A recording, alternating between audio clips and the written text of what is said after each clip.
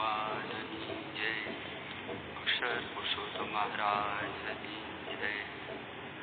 ગુણાતીતાનંદ સ્વામી મહારાજની જય. ભગતજી મહારાજની જય. શાસ્ત્રીજી મહારાજની જય. યોગીજી મહારાજની જય. પ્રમુખ સ્વામી મહારાજની જય. મહંત સ્વામી મહારાજની જય. સુરત અક્ષરધામ ઉત્સવની જય. કાર્યકર સુવર્ણ મહોત્સવની જય.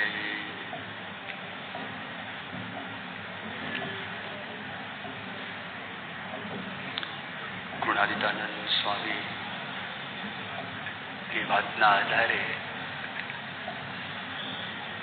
આજે આપણો ગુરુ પૂર્ણિમાના દિવસની અંદર પ્રવચનો આપણે સાંભળ્યા. ગુરુની આપણે વાત કરીએ છીએ તો ગુરુના ઘણા બધા લક્ષણો શાસ્ત્રની અંદર બતાવેલા છે. એમાં હમણાં આપણે જે સાંભળ્યું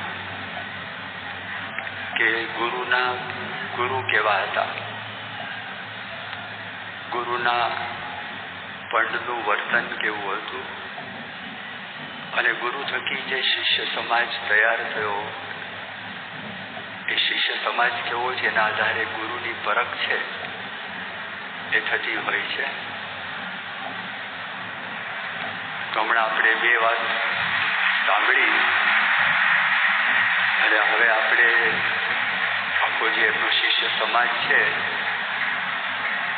પરમ પૂજ્ય મહંત સ્વામી મહારાજ, તો એમના થકી જે બધા હરિભક્તો તૈયાર થયા, એમના થકી જે સંતો તૈયાર થયા, એની આપણે જે ગાથા, એના કેટલાક પ્રસંગો છે એ પ્રસંગોનું આપણે પણ સત્સંગ દીક્ષા એ મોઢે કરીએ તો 15 દિવસની અંદર સત્સંગ દીક્ષાના 315 શ્લોક ગુજરાતી ભાષાની અંદર એમણે તૈયાર કરી દીધા.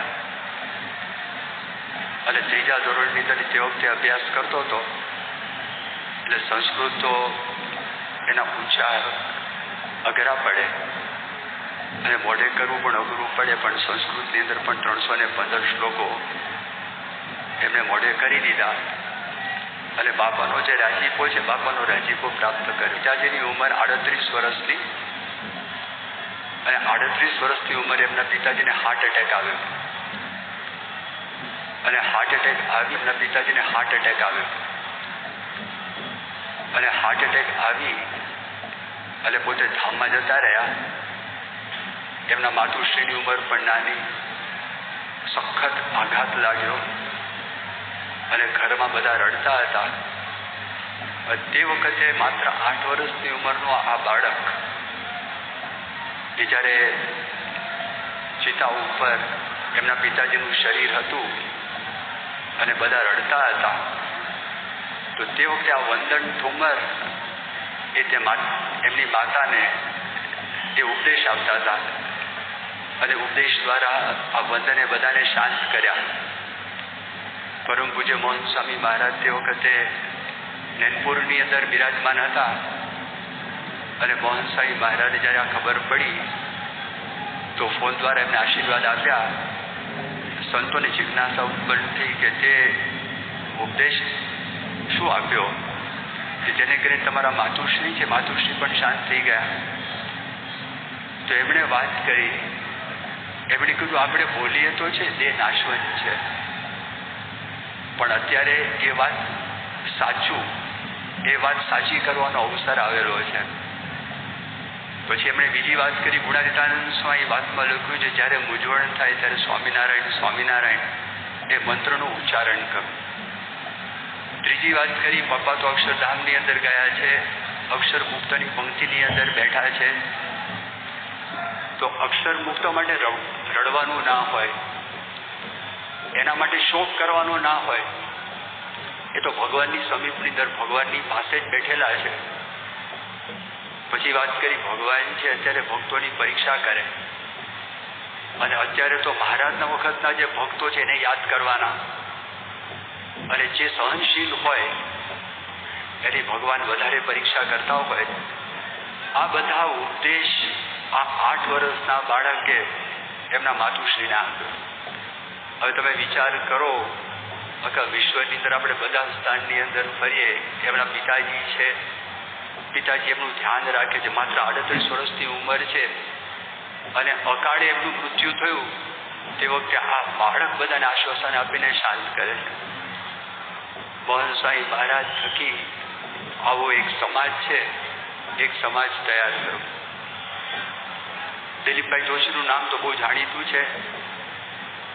દિલીપભાઈ જોશી, તારક મહેતા કા ઉલ્ટા ચશ્મા, તો 2020ની સાલની અંદર એમણે આ સિરિયલનો પ્રારંભ કર્યો. એને 12 વર્ષ પૂરા થતા હતા. પરમ પૂજ્ય મોહન સ્વામી મહારાજના આશીર્વાદ પ્રાપ્ત થાય એની એમના મનમાં ઈચ્છા હતી. એટલે મોહન સ્વામી મહારાજ ત્યાં આગળ ફોન કર્યો, અને ફોન કરીને એમને આશીર્વાદ બધા લીધા, એમને પ્રાપ્ત કર્યા. હવે થયેલું એવું કે 12 વર્ષ સફળતાપૂર્વક આ સિરિયલને થયા તો લગભગ 1900 ઉપર એપિસોડ એમના પૂરા થઈ ગયા હતા. અને એક નાની વિડીયોની ક્લિપ એમને વહેતી મૂકેલી, અને એ ક્લિપની અંદર એમને એવું કહેલું કે ભગવાન બહુ દયાળુ છે, અને ભગવાનના આશીર્વાદથી અને મારા ગુરુ પ્રમુખ સ્વામી મહારાજ અને મોહન સ્વામી મહારાજના આશીર્વાદથી આજે કામ જે સફળ થયું છે. પ્રેક્ષકોનો પણ એમને આભાર માન્યો, જે સાથેના બધા સાથીઓ હતા એનો પણ આભાર માન્યો. તિલક ચાંદલો પોતે કરેલો હતો. આ બધું જ એમણે કર્યું.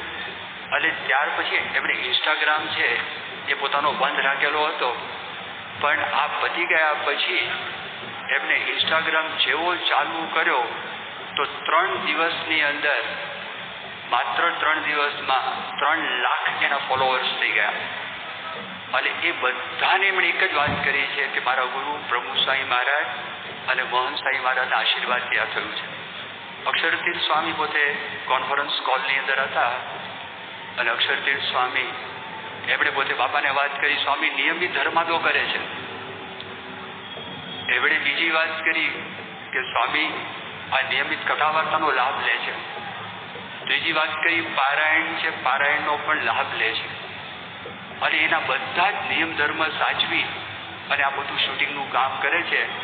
ત્યારે મોહન સ્વામી મહારાજ બહુ જ રાજી થયા, અને મોહન સ્વામી મહારાજે વાત કરી. એમણે કહ્યું કે હા, તમારી લાઈન જુદી છે, અને તમે આ લાઈનની અંદર શુરવીર થયા, અને તમે જેમ જેમ વાત કરો છો માટે તમને ખરેખર ધન્યવાદ છે. નહીંતર એ લાઈન એવી છે, લાઈનની અંદર ધર્મ નિયમ પાલન કરવું બહુ મુશ્કેલ કામ છે. જ્યારે પ્રતિષ્ઠા વધે, પદ પ્રતિષ્ઠા પ્રાપ્ત થાય, અને જ્યારે માણસને યશ પ્રાપ્ત થાય, અને તે વખતે મોહબ્બતને લીધે પણ એ માણસને સંકોચ થાય, તિલક ચાલો કરતા સંકોચ થાય, પોતાના ભગવાન પોતાના ગુરુ છે એને છુપાવવાનો સંકોચ થાય. પણ દિલીપભાઈ છડે ચોક આ બધી વાત કરી. પછી બાપાનો આભાર માન્યો.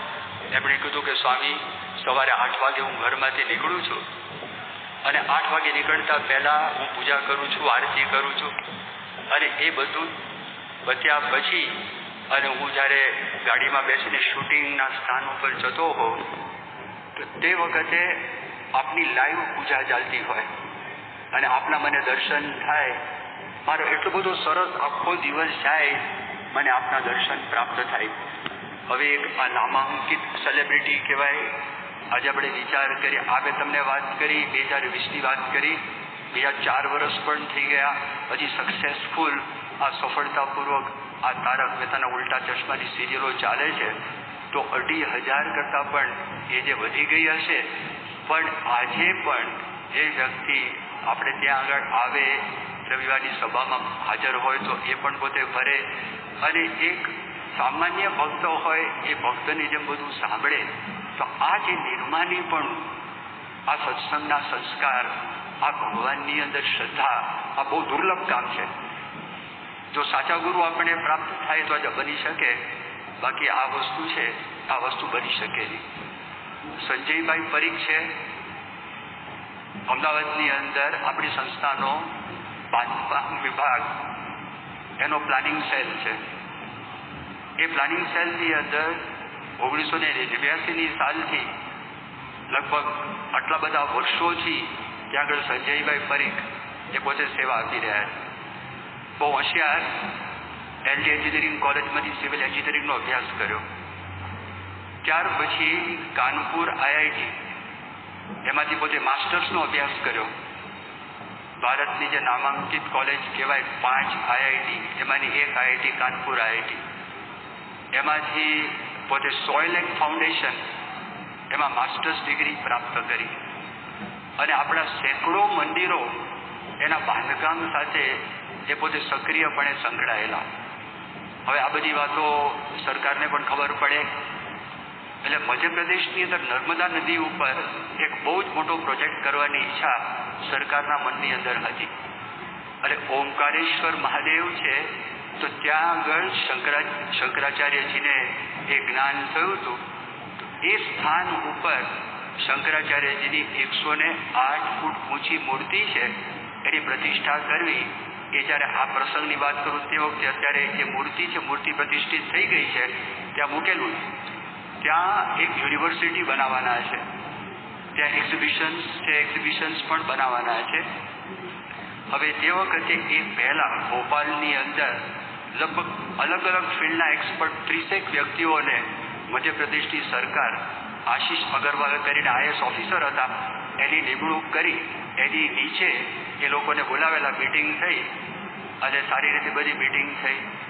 સંજયભાઈ લહેંગાની જબામાં ગયા હતા અને જ્યારે મધ્યાહન થયું અને જ્યારે ખાવાની વાત આવી ભોજનની, તેમણે વાત કરી કે આપણા માટે ભોજન તૈયાર છે, આપ જમવા માટે ચાલો. એમણે કીધું કે હું મારું ટિફિન લાવેલો છું અને હું ટિફિનમાંથી જમીશ. પહેલાં કીધું આજે ટિફિન રહેવા દો, આજે ગરમા ગરમ ભોજન તમે જમો. એમણે કીધું કે હું બહારનું જમતો નથી. પાણી છે, પાણી પણ હું મારી સાથે જ લાવેલો છું. હવે પહેલા વ્યક્તિને રસ પડ્યો, એને તપાસ કરી આ વ્યક્તિ છે કોણ. ત્યારે એને ખબર પડી કે 89 સાલમાં આ સંસ્થાની સેવા કરવા માટે એ વ્યક્તિએ લગ્ન પણ કર્યા નથી અને વિશેષતઃ મોટા ભાગે એ લહેંગાને જબાની અંદર જ્યાં જતા હોય લહેંગા જબામાં જાય. એમને ખબર પડી કે આ વ્યક્તિ ટેલિવિઝન જોતા નથી, આ વ્યક્તિ ફિલ્મ જોતા નથી, આ વ્યક્તિ બહારની ખાણીપીણી પણ પોતે ખાતા નથી અને એક જ ટાઈમ પોતે જમે છે અને આ સાદગીથી જીવન જોયે છે. એમને એક સ્ટોન એક્સપર્ટ તરીકે આજે 30 માણસોને ભેગા કરેલા, એમાં સંજયભાઈને ભેગા કર્યા હતા. એની એટલી બધી અસર થઈ. આશીષ અગરવાલે પોતે એવી વાત કરી, એમણે કહ્યું કે આ આખું જે ઓમકારેશ્વરનો પ્રોજેક્ટ છે, મને સંજય પરીખ જેવા માત્ર 5 વ્યક્તિ મળે તો આખો પ્રોજેક્ટ પૂરો થઈ જાય.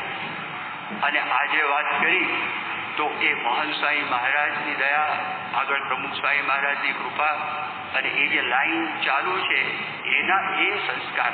આજે આખો પ્રસંગ બન્યો એ પાછળનો 2020 સાલનો આ પ્રસંગ છે, ઓમકારેશ્વરનો પ્રસંગ બન્યો. તો એ સંજયનું જીવન જોઈ અને એ લોકો છે એ લોકોને પ્રેરણા પ્રાપ્ત થઈ. હવે મેં તમને વાત કરી કે આ જે બધી મોહબ્બત પણ રાષ્ટ્રપતિનું આમંત્રણ હોય અને રાષ્ટ્રપતિ પાસે જમવાનું હોય અને આપણા દેશની અંદર જમવાની વાત હોય તો બરોબર છે, કારણ કે બહુધા હિન્દુઓ છે અને એમને ખબર છે મોટાભાગના હિન્દુઓ શાકાહારી છે. મલાવીની અંદર મકારથી લેઝરસ એના રાષ્ટ્રપતિ, એમણે આપણા એક હરિભક્ત જીતુભાઈ મલાવી તરીકે પ્રખ્યાત છે. આ લીલોંગવેનો પ્રસંગ છે તો એમને આમંત્રણ આપેલું જમવા માટે અને બધી વાત પણ કરેલી. ત્યાંના માણસોને ખબર હતી કે આ વ્યક્તિ શાકાહારી છે, આના માટે આપણે ભોજનની વ્યવસ્થા એ અલગ પ્રકારે કરવી પડે, એની વ્યવસ્થા જુદી રીતે કરવી પડે, બધું જ હતું. અને એ પ્રકારે ભોજન છે, ભોજન પણ તૈયાર કરેલું હતું. જીતુભાઈ એમના કોટના અંદરના ખિસ્સામાંથી 2 ભાખરી અને 2 મગજના ચકતા કાઢ્યા અને એણે કીધું કે ભાઈ હું તો બહારનું ખાતો નથી અને હું તો આ જ ખાઉં છું. એ જ્યાં આગળ જાય, બહાર જવાનું હોય તો 2 ભાખરી ને 2 મગજના ચકતા છે, એ ચકતા લઈ આવે. એટલે તમે જો આટલી મોટી મોહબ્બત શ્રી સ્વામિનારાયણ ભગવાનની જય, અક્ષર પુરુષોત્તમ મહારાજની જય, ગુણાતીતાનંદ સ્વામી મહારાજની જય, ભગતજી મહારાજની જય, શાસ્ત્રીજી મહારાજની જય, યોગીજી મહારાજની જય, પ્રમુખ સ્વામી મહારાજની જય, મહંત સ્વામી મહારાજની જય, સુરત અક્ષરધામ મહોત્સવની જય, કાર્યકર સુવર્ણ મહોત્સવની જય.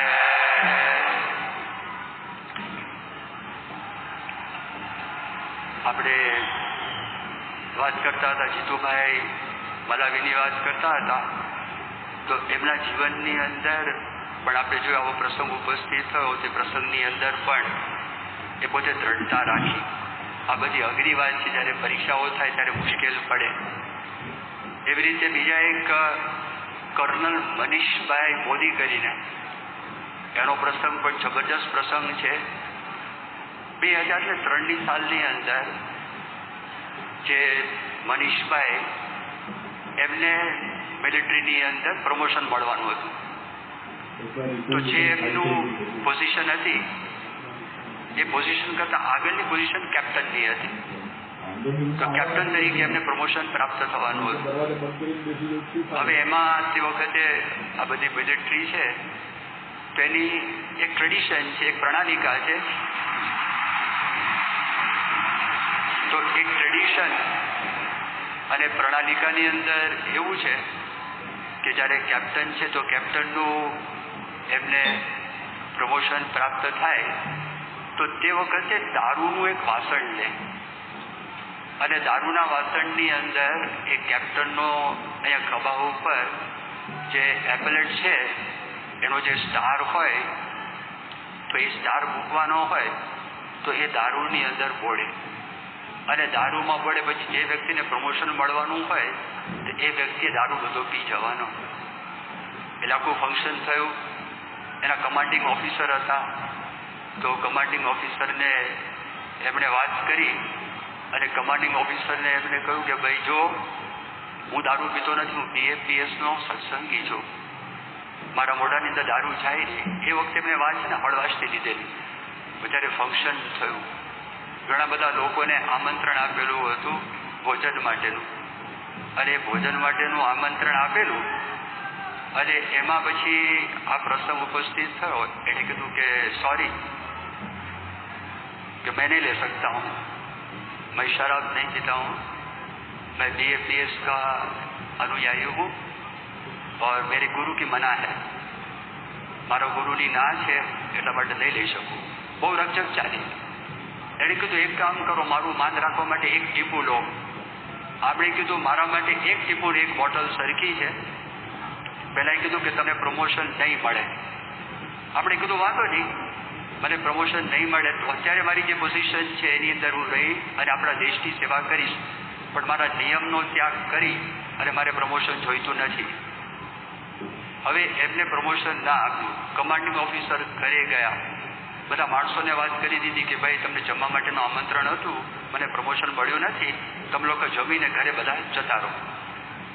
આ વાત થઈ. થોડા દિવસ થયા અને કમાન્ડિંગ ઓફિસરમાં ભગવાનનો પ્રવેશ થયો અને એમણે ફોન કર્યો મનીષભાઈને, અને મનીષભાઈને ફોન કરીને વાત કરી કે તમારા નિયમ છે એ સાચા છે, મારી ટ્રેડિશન છે એ ટ્રેડિશન પણ સાચી છે, ટ્રેડિશન પ્રમાણે હું તમને આ સ્ટાર ના આપી શકું, પણ તમે પ્રમોશનને લાયક છો, યોગ્ય છો, તો હું તમને સ્ટાર આપું છું. તમારા ઘરે જાઓ અને ઘરમાં તમે કોઈ પણ વ્યક્તિને કહેજો તમને પહેરાવી દે. એ એમના ઘરે ગયા, ઘર મંદિરની અંદર પોતાનો સ્ટાર મૂક્યો, ત્યાં આરતી થઈ, થાળ કર્યો, પ્રસાદીનો સ્ટાર કર્યો, અને એમના પત્નીને 2 જણા હતા, એમને વાત કરી, એમના પત્ની એમને પહેરાવ્યો. તો પહેલાં એ કીધું અમને માન્ય છે, તમારું પ્રમોશન થઈ ગયું અને તમે કેપ્ટન તરીકે તમને પોઝિશન પ્રાપ્ત થઈ, આજે પોતે કર્નલ છે, ઘણા બધા આગળ વધ્યા, દેશની અંદર ઘણા બધા સ્થાનની અંદર ગયા, ઉપરી અધિકારીઓ, એ કોઈની મફતની અંદર એ ક્યારે પણ આવ્યા નથી. આપણા પ્રભુ સ્વામી મહારાજનો શતાબ્દી ઉત્સવ થયો ને, અને શતાબ્દી ઉત્સવની અંદર પછી મેઘાલય શિલોંગની અંદર અક્ષર પ્રેમ સ્વામી ગયા હતા. એમના ઘરે પહેલી વખત પરિચય થયો. એમના ઘરમાં સવાર સાંજ આરતી થાય, સવાર સાંજ થાળ થાય, અને સ્વામિનારાયણ મંત્રોનો જાપ તો દરેક રૂમમાં થાય. દરેક રૂમની અંદર મહારાજ સ્વામીને ગુરુ પરંપરાની મૂર્તિઓ, અને એમાં નિયમની અંદર કોઈ પણ પ્રકારનો ફેરફાર નહીં. આટલી બધી દ્રઢતા. ફૌજી માણસો હોય ને, ફૌજી માણસોનું દિમાગ એ જુદી પ્રકારનું હોય, એના મગજ જુદી રીતે ચાલતા હોય, અને આખું વાતાવરણ એવું હોય. એ વાતાવરણની અંદર પણ એકદમ આમ જેને કહે ને અડીખમ એ પોતે રહે. એટલે આ બહુ જ મોટી વાત, સામાન્ય વાત નથી. હવે આ એક સમાજ દેશ પરદેશની અંદર આવો તૈયાર કર્યો, પણ પછી સાધુ થવાની પ્રેરણા મળવી બહુ મુશ્કેલ કામ છે. DAP સંસ્થાની અંદર સાધુ થવું એટલે તમે જુઓ છો આ જ કપડાં આખી જિંદગી સુધી પહેરવાના. અને DAP સંસ્થાની અંદર સાધુ થાય, એક વખત સાધુની દીક્ષા લીધી, કોઈ દિવસ પૈસાનો સ્પર્શ કરવાનો નહીં, એને લગ્ન કરવાના નહીં, સ્ત્રીનો ત્યાગ, એના માતા પિતા ભાઈ બહેન કોઈ સાથે ક્યારે પણ વાર્તાલાપ કરવાનો નહીં. આ બધા માટે આ સહજ થઈ ગયું છે. પણ જ્યારે બહારના વ્યક્તિ આપણા પંચવર્તમાનની વાત સાંભળે તો તે વખતે એના મનની અંદર થાય કે તો બહુ દુષ્કર વાત છે. અને કેવી ઉંમરની અંદર એ 20 વર્ષના હોય, એ સાધક આશ્રમની અંદર 21 વર્ષની ઉંમર પછી આવી ગયા હોય, 3 વર્ષ સાધક તરીકે પોતે રહે, પછી એમને પાર્ષદની દીક્ષા આપે અને સાધુની દીક્ષા આપે. આ જીવન, આ રજોગુણી વિશ્વની અંદર એમાંથી બહાર નીકળી અને આ કૂદકો મારવો, આવા સમર્થ ગુરુ હોય તો થઈ શકે, બાકી કોઈની તાકાત નથી આ પ્રકારની પ્રેરણા આપી શકે. અને આવ્યા પછી જે અમેરિકાથી આવ્યા હોય, લંડનથી આવ્યા હોય, સારંગપુર તાલીમ કેન્દ્રની અંદર પાયખાના સાફ કરવાના, વાસણ ઉટકવાના, ઝાડુ વાળવાનું, બધી જ પ્રકારની પ્રેક્ટિકલ સેવા કરવાની, ગાદી ઉપર બેસીને હાંફવાનું, પ્રવચન કરવાનું એવું નથી. એ ત્યાં આગળ બધી થિયરેટિકલ ટ્રેનિંગ મળે, પ્રેક્ટિકલ ટ્રેનિંગ મળે. અને બધા તપસ્વી સંતો તમે જુઓ, પ્રાગજી ભગત વ્રત હોય, ચાંદ્રાયણ ઋષિ ચાંદ્રાયણ વ્રત હોય, પાકા ધારણા પારણાનું વ્રત હોય, પાકા એકટાણા હોય. આપણે ત્યાં હજી પણ આપણી સંસ્થાની અંદર હરિભક્તો એવા છે અને સંતો એવા, જે દિવસથી દીક્ષા લીધી છે આ જ દિવસ સુધી, દાખલા તરીકે ધર્મતિલક સ્વામી અમદાવાદની અંદર છે, તો એમને જે દિવસથી દીક્ષા લીધી આ જ દિવસ સુધી પાકા એકટાણા ચાલે છે. અને બહાર લાગે કોઈને કે આ કેવી રીતે કામ થાય, એવું નથી. અને બધાને સમ કેવો, કોઈ દિવસ કામ કર્યું ના હોય. જ્યારે કોવિડ ચાલતું હતું અને કોરોનાનો વખત હતો, તો કોરોનાના વખતની અંદર સારંગપુરની અંદર 45 વીઘાના ખેતરની અંદર ત્યાં આગળ કપાસ હતો. એ વખતે આપણને મજૂર મળે નહીં, અને આ કપાસ છે, ઝીંડવા છે, એ બધા વીણી અને આખું ખેતર છે, ખેતર સાફ કરવાનું હતું. તો 400 આપણા સંતો, પાર્ષદો, સાધકો એ બધા ભેગા થયા હતા. અધ્યાપક સંતો પણ હતા, વડીલ સંતો પણ હતા, પૂજ્ય ડૉક્ટર સ્વામી અને પૂજ્ય વિવેક સાગર સ્વામી પોતે પણ આ ખેતરની અંદર કપાસ વીણવા માટે આટલી મોટી ઉંમરે એ લોકો પણ ત્યાં આગળ ગયેલા હતા.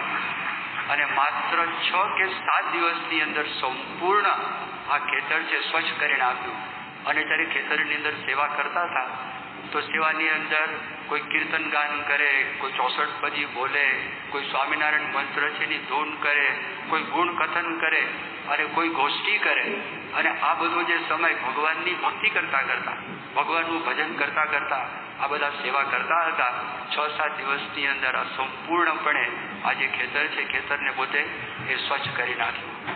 એવી રીતે તમે જીવન ચરિત્ર હમણાં આદર્શ આપણા સ્વામી જીવન સ્વામી છે, આદર્શ જીવન સ્વામીને તમે ખાલી ગાથા સાંભળો, આપણું મગજ ચાલે. એટલા પ્રોલિફિક રાઇટર તો ખરા, એ પણ એક જ ટાઈમ જમનારા વ્યક્તિ. ખાલી 1151 દિવસની અંદર 64 પાના 13 ભાગ એ પ્રમુખ સ્વામી મહારાજના લખ્યા. રોજના 14 કલાક એક ધારું, તપ પણ એક ધારું, કામ પણ એક ધારું. આપણે લાગે મશીન કામ કરે છે કે શું કામ કરે છે, કઈ રીતે આ કામ થાય છે, પણ એક કામ થાય તો એમને નવાજવા માટે 7.5 ફૂટનો હાર બનાવ્યો. 1200 સંતો હતા તો એ હારની અંદર 1200 રજનીગંધાના પુષ્પ, એ પુષ્પ અંદર મૂકેલા હતા. હવે જેટલા દિવસો થયા તો એ દિવસોના જેટલા પાના હોય, પાના પર પ્રમુખ સ્વામી મહારાજ ને પ્રમુખ સ્વામી મહારાજાય નમઃ, ઓમ શ્રી પ્રમુખ સ્વામી મહારાજાય નમઃ, એ તો એના પાના એ હારની અંદર સમાવેશ થયેલો હતો. 13 એના પેલા શું કહેવાય કે વોલ્યુમ હતા, તો એની અંદર આવી રીતે 13 પ્રકારના પુષ્પો હતા.